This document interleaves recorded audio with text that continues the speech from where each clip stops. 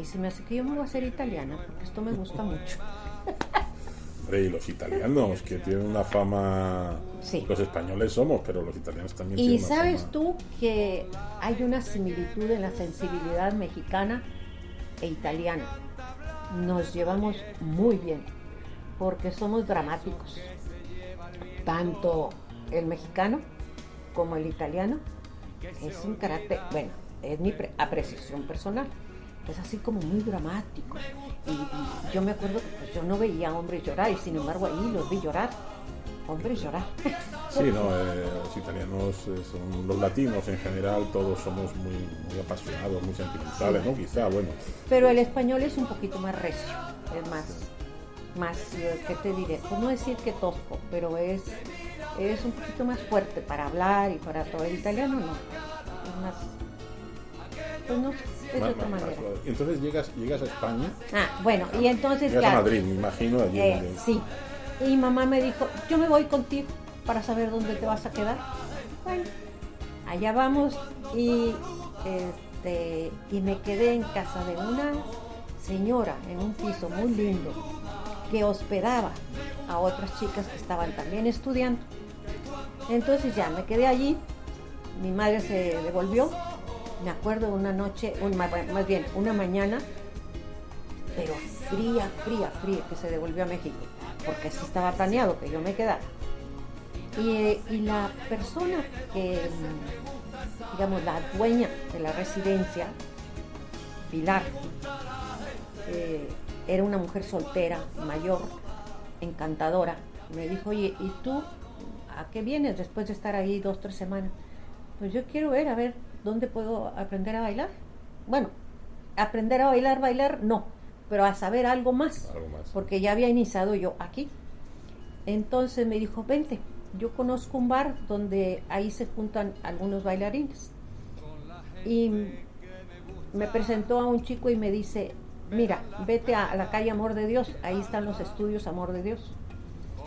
Pues ahí fui X día, empecé yo a ver qué me convenía y di con una maestra extraordinaria, María Magdalena, maestra de maestros. No, una cosa interesantísima porque es una mujer muy calurosa, muy entregada a su profesión y sabía mucho. Sabía escuela bolera, montaba divinamente, lo flamenco también, pero sobre todo técnica. En la técnica era rigurosa. Ella daba cada día una hora de técnica y entonces, claro, muchos bailarines profesionales incluso, que habían estado fuera, en el extranjero, algunos meses, que luego con la técnica hay que estarla, digamos, practicando constantemente, porque si no te vas enviciando y vas haciendo cosas que repercuten luego en tu manera de expresar tu arte, ¿no? Y muy interesante los grupos porque había de todas nacionalidades y ella era encantadora. Tiene 80 años ahora. Hace varios meses hablé con ella. Sí, ya está retirada, pero ha dejado un prestigio valiosísimo, porque de veras es una mujer fuera de serie. María Magdalena se llama. María Magdalena. Y allí entonces, ¿cuánto tiempo pasas en Madrid pues, mejorando tus técnicas de baile? La verdad no lo tengo en tiempos, porque acuérdate que los números, las edades no son mi simpatía. Vale. Los números a veces, bueno, te cuento un detalle que yo llegué después volví a ir a Madrid, etcétera, etcétera. Y en uno de tantos viajes, pues yo tenía aquí un noviecito y llego a Madrid y entonces tenía yo que ir a la centralita. No sé si tú recuerdas. Sí, la centralita para hablar, ¿no? Para hablar larga distancia. Le digo, oiga, comuníqueme a Monterrey. ¿Qué número? Se me había olvidado el número de la casa del novio. Pues eso sí que es grave, ¿eh? Entonces digo yo, no, es que a mí los números, nunca podría ser yo historiadora, No. porque... Pero bueno, sí estuviste un tiempo allí. Estuve un tiempo, y después de estar un tiempo allí, un día me habla por teléfono el señor Ayala, El señor Ayala era el que, digamos, el administrativo de la compañía de Antonio, que le llaman a Antonio el bailarín. En España sí le llaman, ¿verdad? El bailarín. Sí, porque teníamos otro Antonio Gávez. Gávez, Sí. pero el más conocido, digamos, o anteriormente Antonio Gávez era... Bueno, lo que pasa es que Antonio supo rodearse, no Antonio Gávez, sino Antonio el bailarín, de gente de mucho prestigio en el arte, como Picasso, como Dalí y como pues mucha gente muy importante en Europa e incluso en Estados Unidos. Era un señor muy especial, muy especial. Para nosotros se llamaba el jefe. El jefe. Aparecía en escena y ahí viene el jefe, ahí está el jefe, decía. Tenía un estudio maravilloso en Madrid, todavía lo recuerdo, y ahí estaba su escultura, la copia que yo tengo aquí de él, que Santiago de Santiago, mi amigo, el escultor, la trajo aquí a Monterrey y me dijo, aquí te la dejo. Es una copia de aquella que estaba en el estudio de Antonio. Antonio tenía un estudio tan hermoso, tenía obra de muchísimos artistas muy importantes, tanto escultores como pintores, y allí él tenía un escenario y como butacas tenía una especie de sala, y atrás de la sala, en un segundo piso, tenía un apartamento. Entonces, cuando estaba cerrado, ya sabíamos que estábamos ensayando y el jefe no estaba. Pero se abría así el balcón, ¡oh! Ahí está el jefe, todo el mundo a temblar. Sí. Pero era muy recto, muy serio, muy estricto, sí. Ahora, a mí me sorprendió mucho porque el señor Ayala supo dónde conseguirme, de hablarme y decir, oiga, ¿le interesa trabajar para Antonio? Yo dije, ¿cómo? Es una oportunidad única, porque te voy a confesar que cuando yo estaba de soltera, aquí en casa de mis papás, mis padres tenían una biblioteca interesante, muy interesante, y había un libro casualmente de Antonio el bailarín, y estaba pues muy a la mano, ¿no? Entonces dije, ay, como está uno pues joven, y dices tú, ay, ¿a qué me voy a dedicar? No es que te lo plantees, es que las cosas van suscitándose así, a ver, ¿qué me gustaría hacer ahora? Ahora pues me gustaría ser periodista. Y lo que pasa es que despierta la curiosidad de uno, tanto personaje que pasó por mi casa, que pasaba, y eran pues los tiempos muy breves, porque era el aperitivo, la cena, luego el cafecito en la sala, un poco la plática y luego, bueno, adiós, ya nos vamos, don Jesús, doña Angelina, muchas gracias. Y entonces uno se quedaba con las ganas de saber más de este señor, más de este otro, porque no nomás toreros. Por ejemplo, el cordobés estuvo en casa, el Pirillone, aquel que era representante del Vaticano, ¿cómo se dice? Era vicario. El vicario del Vaticano, ahí estuvo en la casa también.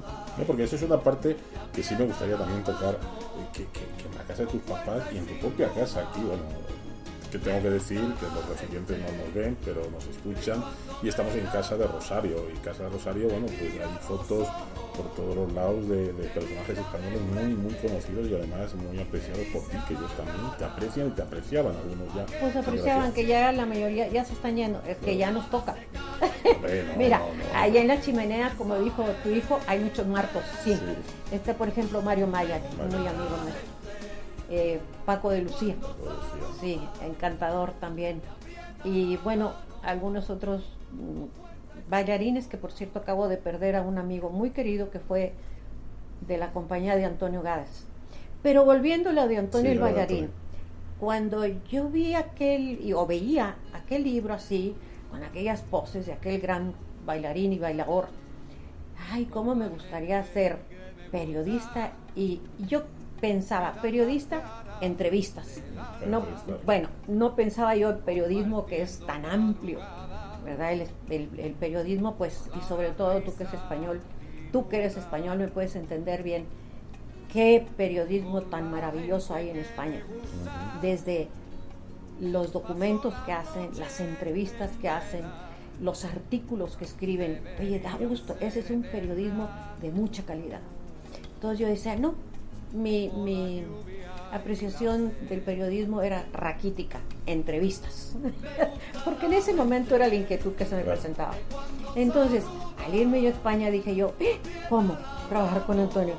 Jesús, mi amparo, qué oportunidad tan grande tengo yo, ¿verdad?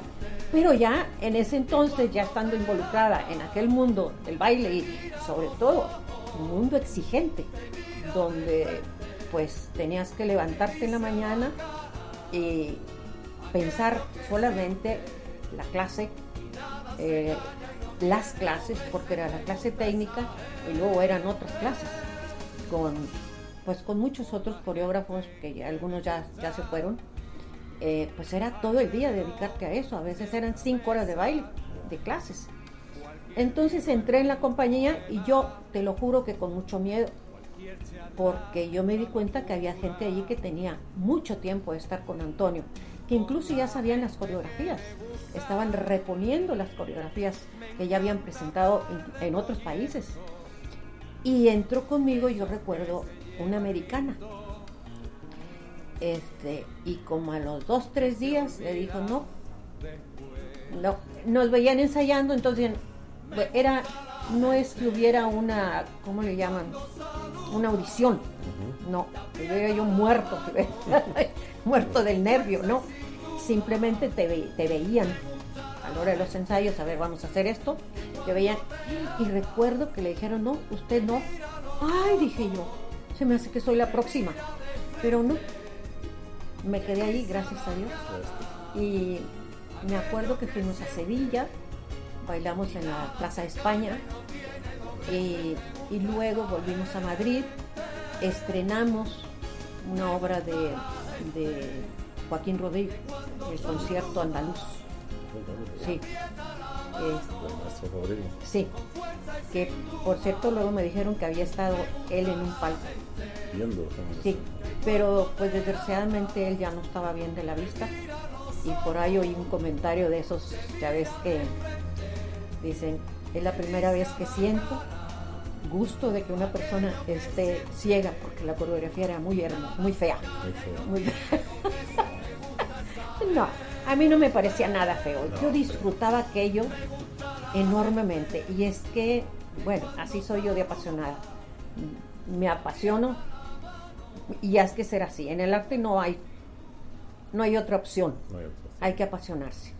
Y claro, y ahí estás todo ese tiempo en la compañía de Antonio el bailarín y como bien dices, pues viajando por algunas partes de España, sí, haciendo representaciones y luego en un diciembre me acuerdo que estábamos filmando El sombrero de 3 picos, pero ya con un vestuario moderno. El que filmaba era Lázaro. Valerio Lázaro. Sí, ya murió, ¿verdad? Sí, ha muerto hace poquito, hace creo que un par de años. Que yo le puse un apodo y luego ya no sé si se le quedó. El borrego, porque tenía el pelo chino.